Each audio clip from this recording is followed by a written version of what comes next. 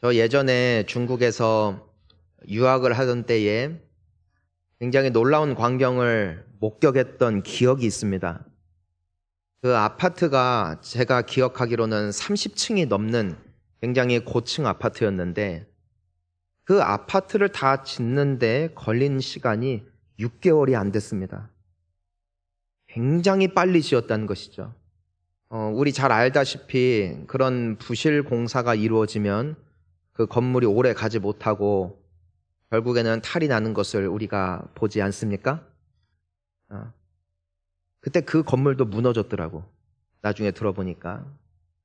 너무 마음이 급한 나머지 기다려야 될 때를 기다리지 못하고 편법을 통해서 일을 그 모든 과정들을 지나치고 계속 쌓아 올리다 보니까 결과는 굉장히 빨랐는데 결과적으로는 그것이 굉장히 좋지 않은 결과가 되었다는 하나의 사례가 되어집니다.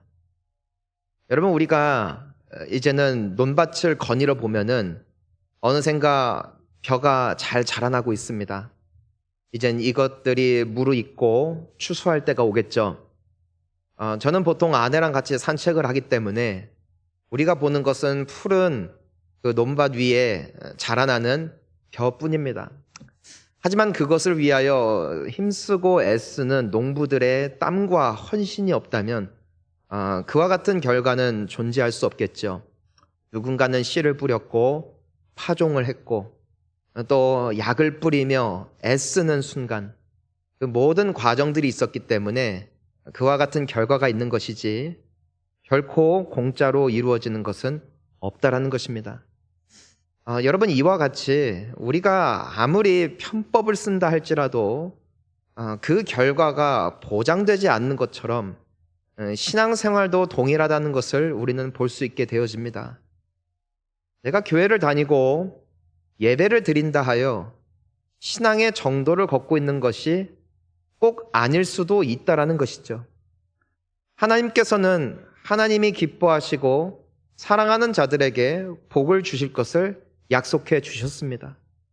그리고 오늘날에도 그 동일하신 하나님의 역사는 우리 각 사람의 심령 가운데 반드시 나타날 것을 우리는 믿습니다. 하지만 때로는 신앙이 편법 혹은 빠르게 돌아가는 길, 그 과정을 택하기 시작할 때부터 나에게 열심도 있고 또 남들이 보았을 땐 칭찬하는 삶인지는 모르겠지만 하나님께서 약속하신 그 모든 열매를 맺지 못하는 안타까운 결과가 나타날 때도 많이 있다라는 것이죠. 그 가장 치명적인 것이 무엇인가? 바로 위선이라는 것입니다. 여러분, 참된 신앙이 회복될 수 있기를 주의 이름으로 축복합니다. 정도를 걸어가십시오. 다른 길은 없습니다.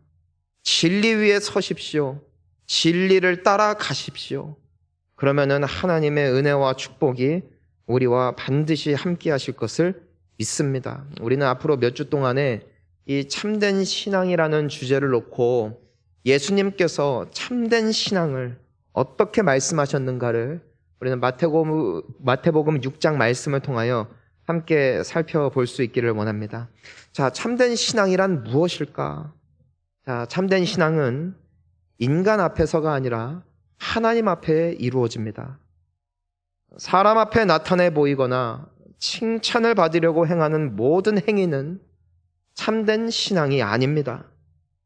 가령 예를 들어 사람을 의식하여 헌금을 한다든지 누군가에게 보이기 위하여 교회에 나온다든지 사람을 기쁘게 하기 위하여 혹은 칭찬받기 위하여 봉사를 하든지 찬양을 하든지 혹은 사람들의 귀를 즐겁게 하기 위하여 성경의 말씀에도 없는 말로 감언이설로 누군가를 위로한다든지 그것이 교회에서 이루어진다든지 와 같은 것들을 볼 수가 있습니다. 사실 인간의 의는 더러운 옷과 같아서 그 의로는 하나님 앞에 절대 나아갈 수 없죠. 그래서 예수 그리스도를 통하여 의의 옷으로 갈아입고 그 앞에 나아가야 하는 것입니다. 하나님께 나아갈 수 있는 길은 오직 예수 그리스도를 통해서만 가능하기 때문입니다. 때문에 로마서에서는 우리의 신앙을 이렇게 요약하고 있습니다. 로마서 5장 1절 말씀 함께 읽습니다. 그러므로 우리가 믿음으로 의롭다 하심을 받았으니 우리 주 예수 그리스도로 말미암아 하나님과 화평을 누리자. 이것이 신앙의 요점이에요. 근데 문제는 이 신앙이 예수님을 통하여 하나님께 나아가려 하는 것이 아니라 사람을 향할 때가 있는 것이 문제라는 것이죠. 사람들이 듣기 좋게 설교하고 사람들이 보기 좋게 꾸미고 사람에게 칭찬받기 위해서 봉사하고 구제하는 모든 신앙적인 행위를 성경에서는 타락이요 위선이라고 말하고 있으며 더 나아가 이를 외식이라고 말씀하고 있습니다. 위선 또한 외식은 처음에는 웅변가라는 뜻이 있었어요. 하지만 나중에는 배우라는 의미로 쓰이게 됩니다. 배우란 어떤 존재입니까? 참된 자신의 모습을 버리고 가면을 쓰고 다른 사람처럼 변장하는 것이죠. 우리가 드라마를 볼 때 악역을 맡은 배우도 있고 또 좋은 역할을 맡은 배우도 있는데 우리는 그 드라마에서 보여지는 그 연기자의 모습이 그 연기자의 진짜 모습이 아니라는 것을 잘 알고 있습니다. 그들은 그저 그 스토리에 맞추어 스스로를 치장할 뿐이지 정말로 밝아 보이는 사람이 실제로는 우울증을 앓고 있는 경우가 극 중에서 봤을 때는 굉장히 우울해 보이는 사람이 실제로는 굉장히 밝은 성품을 가지고 있는 모습들을 우리는 종종 볼 수 있는 것입니다. 결국에는 자기가 아닌 다른 사람이 되어 웅변적으로 사람들을 설득하며 자신의 본질을 감추고 다른 사람을 대역하는 것, 이것이 바로 배우라는 직업이며 이것이 성경에서 말씀하고 있는 위선이요 외식이라는 의미인 것입니다. 우리가 성경에 보면은 하나님 앞에 외식하는 자들을 많이 볼 수 있는데 구약과 신약에 다양하게 나타나게 됩니다. 우리가 첫 번째로 볼 수 있는 위선자가 누구였습니까? 바로 가인이죠. 그는 겉보기에 그럴듯한 예배를 드리지만 실상은 거짓 제사였습니다. 하나님 앞에 드려지는 제사 같았지만 사실은 사람 앞에 보여지는 위선적인 예배였다는 것이죠. 그의 마음에는 하나님을 사랑하는 마음도 하나님을 경배하고자 하는 마음도 없었기 때문에 그냥 자기가 농사짓던 곡물 중에 임의로 취하여 마음대로 하나님 앞에 드리는 모습을 우리가 보게 되어집니다. 사람들은 누가 보더라도 가인이나 아벨이나 동일한 예배를 하나님 앞에 드린 것 같았지만 하나님은 속지 않으십니다. 때문에 결과는 무엇입니까? 그 예배를 받지 아니하시고 거부하시죠. 자신의 거짓됨이 드러났을 때 가인은 어떻게 합니까? 그는 분노했습니다.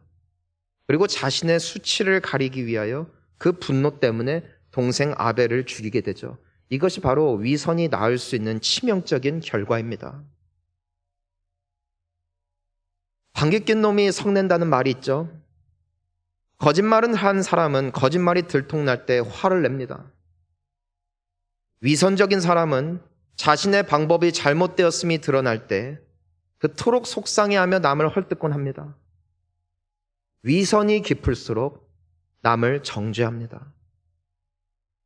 하지만 진실되고 하나님 앞에 깨끗하게 살아가는 사람은 그렇게 쉽게 화내며 흥분하지 않습니다. 왜냐하면 하나님께서 결국 심판하실 것과 의가 승리할 것을 믿기 때문에 자신이 행하는 행실이 드러나건 드러나지 않건 오해를 받건 받지 않건 그것에 대하여 중요하게 여기지 않는 것이죠. 하지만 연기가 많을수록 속임수가 많을수록 자신의 추함이 드러날 때 그것에 대하여 성내는 모습을 우리는 이 가인의 위선을 통하여 발견할 수 있는 것입니다. 우리가 구약에서 또 한 번 생각해 볼 수 있는 인물 중에 한 사람은 바로 아간이라는 인물이었습니다. 여호수아와 함께 하나님의 이름으로 싸웠고 또한 하나님께서 여리고성을 정복할 때에 절대로 그들의 물건에 손대지 말라 말씀하셨습니다. 어느 누구도 하나님의 말씀을 어기는 사람이 없었고 어느 누구도 사람들이 보는 앞에서 이 말씀을 거역한 이들도 없었습니다. 그런데 이 아간이라는 사람은 아무도 보지 않을 때에 값진 물건을 감추어 두죠. 그리고 아무런 거역도 하지 않은 것처럼 평범하게 살아갔습니다. 하지만 하나님께서는 기만당하지 않으시죠.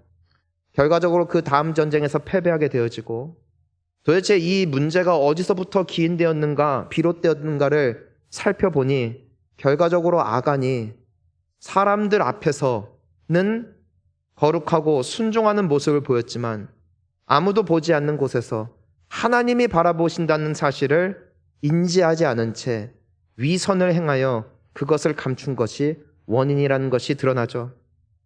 그리고 결과적으로 하나님의 말씀대로 돌에 맞아 죽게 되어집니다. 이것이 위선입니다. 여러분, 하나님은 기만당하지 않으세요.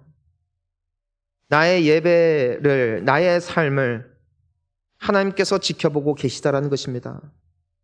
하나님을 속일 자가 없습니다.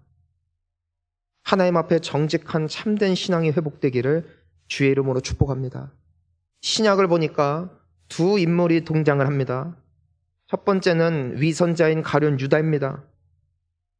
그는 우리에게 있어서 경종을 울리는 인물이죠. 그는 예수님의 제자로서 3년간 예수님과 가장 가까운 곳에 머물렀던 사람, 예수님의 기적을 본 사람, 예수님의 기도를 배운 사람, 그리고 예수님의 말씀을 들었던 사람, 어찌 보면 누가 보더라도 세상 모든 것 뒤로 하고 예수님을 따르는 제자로 많은 사람들에게 칭찬을 받는 것이 가룟 유다였을 것입니다. 하지만 우리가 성경을 통해서 볼 수 있는 것이 무엇이냐면은 그는 단 한 번도 예수님께 마음을 준 적이 없었다는 것입니다. 가장 가까운 곳에 있었지만 그는 결국에는 돈을 위해서, 명예를 위해서, 부를 위해서, 복을 위해서 예수님을 따라다녔을 뿐 단 한 번도 예수님을 사랑한 적이 없는 사람 때문에 결국 때가 되었을 때에 은 30냥에 예수님을 팔아 넘기게 되어지므로 십자가에 못 박는 장본인이 됩니다. 아나니아와 삽비라를 보십시오. 오순절에 성령께서 임하셨고 생겨난 초대교회의 일원들입니다. 생명 걸고 예수를 믿는 것 같았고 함께 떡을 떼며 교제하며 말씀을 듣고 찬양을 했습니다. 하나님 앞에 서로 재산을 통용하며 재산을 팔아 교회에 헌금하는 수많은 성도들의 동참이 있었죠. 사람들이 박수를 치고 칭찬을 합니다. 근데 문제가 무엇이었냐면은 그들이 헌금을 드릴 때 일부는 빼돌리고 베드로와 사람들 앞에 이것이 우리가 판 돈의 전부라는 거짓말을 했던 것입니다.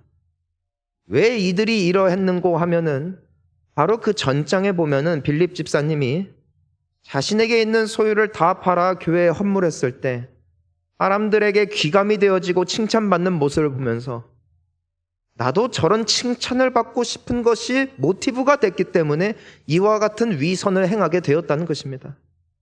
하나님은 기만당하지 않으시죠. 결국 하나님을 속인 죄로 그 자리에서 즉사하고 말았습니다. 여러분, 돈이 부족하여 남들만큼 헌금 못하면 어떠합니까? 교회는 돈보다도 진실이 중요한 공동체입니다.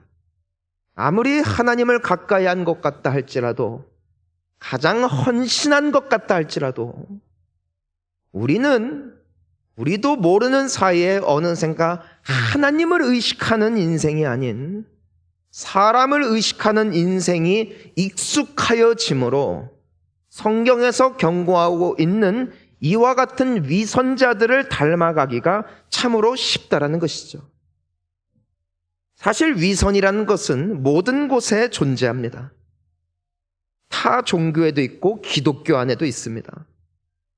위선이란 초대교회에도 존재했지만 오늘날 교회에도 존재하고 있어요. 어찌 보면 하나님의 능력이 또한 선한 영향력을 오늘날 많은 교회들, 또 더 나아가 우리의 삶 가운데 행사하지 못하는 이유가 있다면 그것은 어쩌면 나도 모르게 외식과 위선의 탈을 쓴 채 살아가고 있기 때문인지도 모르겠습니다. 사실 마귀의 최고의 공격 무기는 질병도 아니요, 가난도 아니요, 다툼도 아니요, 관계의 무너짐도 아니요, 위선이라는 것이죠. 우리 디모데전서 4장 1절과 2절 말씀을 보니까 이렇게 기록이 되어 있습니다. 함께 읽습니다.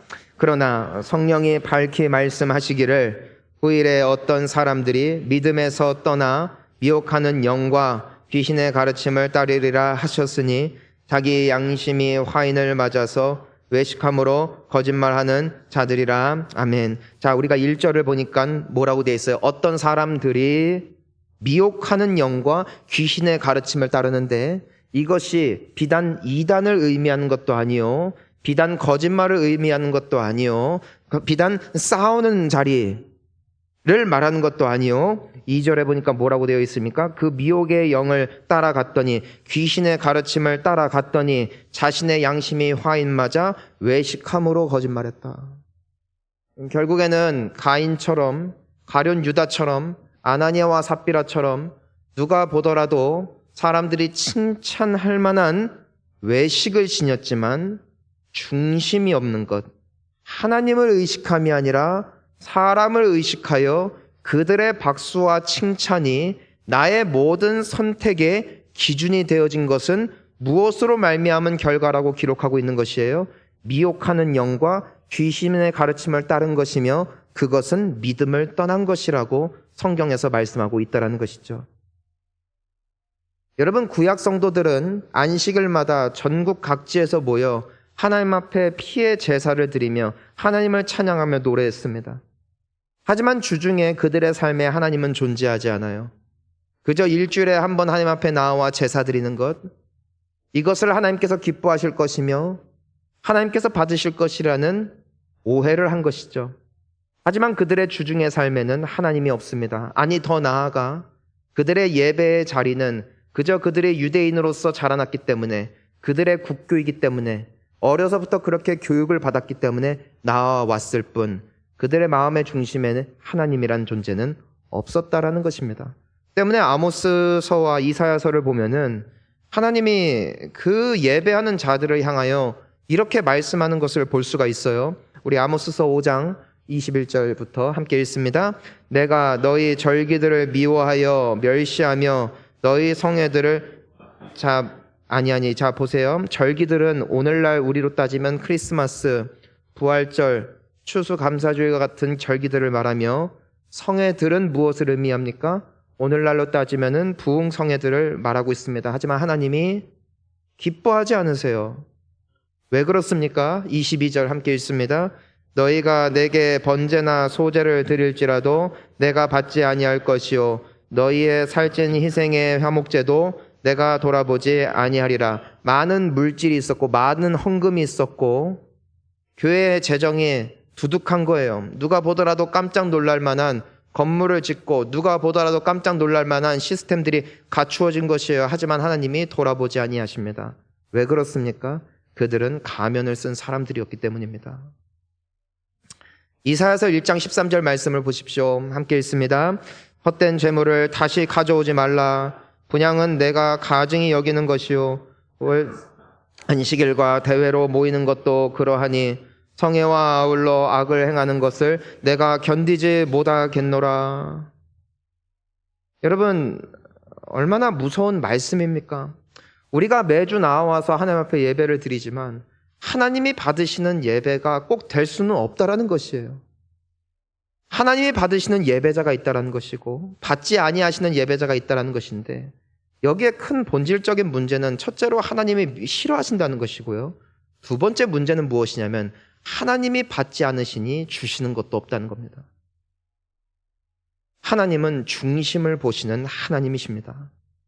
여러분, 이것이 비단 그렇다면은 구약에, 즉 예수님께서 우리를 위하여 죽으신 이후로는 더 이상 문제가 되지 않는 문제라고 예수님께서 말씀하셨을까요? 그렇지 않습니다. 마가복음 7장 6절과 7절 말씀을 보니까 예수님이 이렇게 말씀하세요. 함께 읽습니다. 이르시되 이사야가 너희 외식하는 자에 대하여 잘 예언하였도다. 기록하였으되 이 백성이 입술로는 나를 공경하되 마음은 내게서 멀도다. 사람의 계명으로 교훈을 삼아 가르치니 나를 헛되이 경배하는도다 하였느니라. 하나님 앞에서는 모든 신앙 행위를 한 것 같았지만 실상은 세상의 교훈과 사람들의 칭찬을 구하는 것, 이것이 바로 바리새인들과 서기관들의 모습이었다는 것입니다. 여러분, 바리새인은 멀리 있는 것이 아니에요. 바리새인들의 인생의 기준은 단 하나입니다. 사람들이 나를 어떻게 생각할까? 참된 신앙은 하나님이 나를 어떻게 생각하실까로 넘어가는 것입니다. 하지만 내가 외식의 가면을 쓰고 살아가기 시작할 때 우리는 어느샌가부터 사람이 나를 어떻게 볼까? 라는 사람들의 칭찬과 또 그에 대한 갈구, 이것이 오늘날도 악한 영이, 거짓의 영이 끊임없이 우리에게 던져주고 있는 유혹이라는 것이죠. 여러분, 우리는 경계하고 또 경계해야 합니다. 여러분, 봉사하는 이유가 하나님의 영광을 위함이 될 수 있기를 축복합니다. 여러분들이 예배를 나올 때 예배를 드리는 여러분들의 그 마음의 중심이 다른 데 있지 아니하고 하나님이 나의 예배를 받으시기를 갈구하며 사모하며 그분을 향한 열심과 소원이 다시금 우리 안에 불붙듯 일어날 수 있기를 주의 이름으로 축원하는 것입니다. 우리 성가대원들 너무나 귀하죠. 하지만 전 여러분들의 섬김이 오랜 시간 우정으로 다져진 성가대원이 아니라 하나님을 찬양하는 것이 나의 인생의 가장 큰 기쁨이요, 내가 성가대로 봉사하고 헌신하는 이 모든 순간순간이 오직 주님의 영광을 위한 한 가지의 목적만이 남는 귀한 성가대 될 수 있기를 주의 이름으로 축원하는 것입니다. 저는 우리 찬양대원들도 마찬가지고 악기를 치고 있는 모든 세션들에게도 동일한 말씀을 드리는 것이에요. 안내대원들, 교사로 섬기는 분들, 뒤에서 몰래 아무도 보지 않는 곳에서 섬기는 분들, 저는 사실 보이지 않는 곳에서 섬기는 그 섬김이 더 복된 섬김임을 믿습니다. 왜냐하면 사람들 앞에 드러나는 자리는 그만큼 미혹이 많기 때문이에요. 저는 우리 교회에 정말 특별히 섬기시는 우리 장로님들과 더불어 또 관리로 섬기는 분들, 뒤에서 지금도 기도로 섬기는 분들, 우리 여러분 그거 알고 계십니까? 대예배를 드릴 때마다 함께 기도팀들이 모여서 예배를 위하여 담임 목사의 그 말씀 선포에 하나님의 능력이 임하기를 위하여 저 밑에 지하에서 아무도 보이지 않는 곳에서 기도하고 계시는 무리들이 있어요. 그 섬김들이 있기 때문에 하나님께서 우리 교회를 여기까지 인도하여 주신 줄 믿습니다. 속으면 안 돼요. 요한복음 5장 44절에서 예수님이 뭐라고 말씀을 하십니까? 함께 읽습니다. 너희가 서로 영광을 취하고 유일하신 하나님께로부터 오는 영광은 구하지 아니하니 어찌 나를 믿을 수 있느냐. 예수님을 따라가기 싫었던 사람들의 특징은 사람들이 주는 칭찬과 사람들로부터 취할 수 있는 영광을 인생에 너무나 큰 가치로 두었을 때 예수님을 따라가지 못했습니다. 여러분, 교회가 이렇게 변질되기가 너무나 쉽다라는 것이에요. 마치 장로가 되는 것이, 권사가 되는 것이 나의 신앙 여정의 종점인 마냥 그것을 위하여 아부하고 아첨하며 섬기는 얼마나 거짓되어진 행위들이 교회 곳곳에 난무하고 있습니까? 얼마나 많은 경우 사람들 앞에 보여지기 위한 뻥튀기 신앙을 살아가고 있습니까? 가장 위험한 것은 목사입니다. 하나의 말씀을 대언해야 되고 목사라는 직분을 받았기 때문에 여러분들 앞에 가꾸어진 모습, 정돈된 모습만은 보여줄 수 있죠. 하지만 정작 저의 삶 가운데, 또한 목회자들의 삶 가운데 하나님을 향한 중심, 하나님을 향한 사랑, 하나님의 종된 자로서의 그 모든 가치관을 잃어버리고 어느샌가부터 성도들에게 칭찬받을 모습, 어떻게 하면 숫자들을 늘릴까에 혈안이 되어져서 달려가기 시작할 때 그때부터 그 인생은 하나님께로부터 오는 영광이 아닌 사람으로부터 취할 영광을 쫓게 되어지는 것이죠. 여러분, 중직자들은 어떻습니까? 섬기는 모든 섬기는 어떻습니까? 우리는 이 미혹에서 벗어날 수 없다라는 것이에요. 주여 우리를 도와 주시옵소서. 주여 우리를 불쌍히 여겨 주시옵소서. 여러분, 우리는 두렵고 떨리는 마음으로 주님 앞에 서야 합니다. 요한복음 12장 43절에 이렇게 기록이 되어 있습니다. 함께 읽습니다. 그들은 사람의 영광을 하나님의 영광보다 더 사랑하였더라. 예수님께서 기적을 베푸시고 오병이어 죽은 자를 살리시고 물 위를 걸으시고 많은 사람들에게 양식을 제공하실 때에 수많은 사람들이 예수님을 따라 다니기 시작했습니다. 하지만 예수님께서 언제부턴가 십자가와 부활, 죽음과 영광, 결국 사람들이 추구하는 바보다도 정말 하나님 앞에 살아가는 인생에 대하여 설교하기 시작하셨을 때 사람들은 수군대기 시작했습니다. 그리고 그들은 웅성대며 서로에게 말하기 시작하죠. 이 말은 참으로 어렵도다. 누가 이 말을 따라갈 수 있을까? 그러면서 하나 둘 예수님을 떠나가기 시작했고 결과적으로 예수님의 제자들만 곁에 남게 되어지죠. 그러면서 기록되어 있는 말씀인 거예요. 그들은 사람의 영광을 하나님의 영광보다 더 사랑하였다. 하나님께서는 외식을 너무나도 싫어하시는 것 같습니다. 마태복음 23장에 보니까 무엇이든지 용서하실 법한 인자하신 예수님이 화 있을진저 외식하는 서기관들과 바리새인들이여 라는 표현을 무려 7번이나 반복하며 무섭게 책망하시는 것을 볼 수 있습니다. 오늘 대표 기도에서도 함께 기도했지만 우리가 어떤 죄를 짓더라도 우리의 죄를 자백하며 하나님 앞에 통회할 때 하나님은 우리를 용서해 주십니다. 하지만 신앙적인 교만과 위선에 대해서는 주님은 단 한 번도 용납하신 적이 없습니다. 위선과 교만의 무서움이 무엇인 줄 아십니까? 모든 죄악에는 회개가 있지만 위선과 교만에는 회개가 없기 때문입니다. 내가 무엇을 잘못하는지조차 알지 못하기 때문에 하나님께 회개할 것이 없다고 생각하는 것이죠. 예수님이 경계의 교훈으로 삼으신 바리새인의 기도를 들으십시오. 하나님이시여, 나는 11조를 하고 예물을 드리며 기도를 하고 저 세리들과 저 창기들과 같이 아니하게 하나님 앞에 살아가는 인생입니다. 하나님 나를 축복해 주세요. 하나님 나를 축복해 주세요. 이것이 바로 교만과 위선의 모습이었다는 것이죠. 그 기도에는 회개가 없어요. 비록 세리가 수많은 죄를 지었지만 그는 적어도 자신의 죄가 무엇인지 알았기 때문에, 적어도 하나님 앞에 위선 떠는 행색은 없었기 때문에 그의 기도를 하나님께서 들으셨습니다. 하지만 자신이 어떤 위치에 있는지조차도 망각한 채 하나님 앞에 너무나 자신 있게 축복을 간구했던 바리새인은 하나님의 외면을 받을 수밖에 없었지요. 오직 하나님 앞에 행하는 신앙만이 참된 것이요 영원한 것임을 믿습니다. 모든 신앙에 있어서 우리의 관심은 내가 어떻게 하면 하나님의 영광을 나타낼까? 어떻게 하면 하나님을 기쁘시게 할까?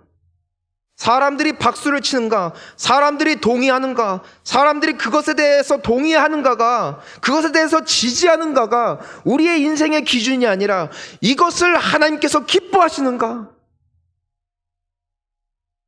그 인생을 주님이 받으십니다. 여러분, 요셉이 왜 성공했을까? 그가 성실했기 때문일까요? 하나님이 인도하셨기 때문일까요? 그가 남들보다 더 헌신했기 때문일까요? 그렇지 않습니다. 그는 참된 신앙인이었기 때문입니다. 보디발의 아내가 그 집에 아무도 없을 때에 방의 은밀한 곳에 불러 그 청년을 유혹하기 시작할 때, 아무도 없다고, 남편도 다른 노예들도 아무도 없으니까 나와 함께 동침하자. 신임을 받을 수 있는 자리, 명예를 회복할 수 있는 자리, 노예의 지긋지긋한 삶에서 탈출할 수 있는 그 기회가 요셉 앞에 활짝 열렸을 때 요셉이 말하는 것은 무엇이었습니까? 내가 어찌 살아계신 하나님께 득죄하리까? 그는 남들이 보는 시선이 삶의 선택의 기준이 아니라 보이지 아니하지만 은밀한 가운데 지켜보고 계시는 하나님께서 그의 삶의 근본이요, 그의 삶에 있어서 가장 중요한 가치였기 때문에 그는 거부할 수 있었다는 것이죠. 그 결과는 무엇이었습니까? 하나님께서 요셉의 삶을 형통케 하셨다. 다니엘과 그의 친구들을 보면은 늘 역시도 바벨론이라는 땅에 포로로 끌려갔지만 하나님께서 그들에게 지혜와 명철과 모든 사람들에게 흠모함을 받을 만한 귀한 자리로 올리시는데 그 중심에는 무엇이 있느냐면은 다니엘과 세 친구들의 삶의 기준은 하나님의 기쁨이었다는 것이죠. 모든 사람들, 그와 함께 포로로 끌려온 유대인 친구들, 소위 크리스천이라고 말하는 친구들도 왕의 명령 앞에, 우상 앞에 꿇어 엎드려 절할 때에 다니엘과 세 친구만큼은 그 죄를 범하지 않는 것이죠. 모두가 왕의 진미, 우상에게 드려졌던 음식을 먹을 때에 다니엘과 세 친구만큼은 하나님 앞에 살아내기 위하여 채소를 취하는 것이죠. 목숨을 건, 누가 보더라도 어리석을 수밖에 없는 선택이지만 하나님께서 그들의 선택을 지지하셨던 이유는 단 하나, 그들은 위선자도 아니요 교만한 자들도 아니요 하나님을 믿고 하나님 앞에 살아가는 참된 신앙인들이었기 때문입니다. 오늘날도 하나님께서는 참된 신앙인들을 찾고 계세요. 더 많은 교회의 성도, 더 많은 물질, 더 많은 봉사를 하나님께서는 기다리시는 것이 아니라 하나님 앞에 참된 마음으로 예배하는 예배자들, 정말 하나님을 마음과 뜻과 정성 모두 사랑하는 참된 신앙인들을 지금도 찾고 계시며 그들을 통하여 영광 받으시는 줄 믿으십시오. 이것이 우리가 다시 돌아가야 할, 우리가 다시 회복해야 할 참된 신앙의 여정입니다. 두세 사람이 모이는 지붕 아래서라도, 비록 형태가 갖추어져 있지 않은 교회에서라도 진정으로 하나님을 찾는 예배자들이 있을 때 주님은 기뻐하시며 그들과 함께할 것을 약속하셨습니다.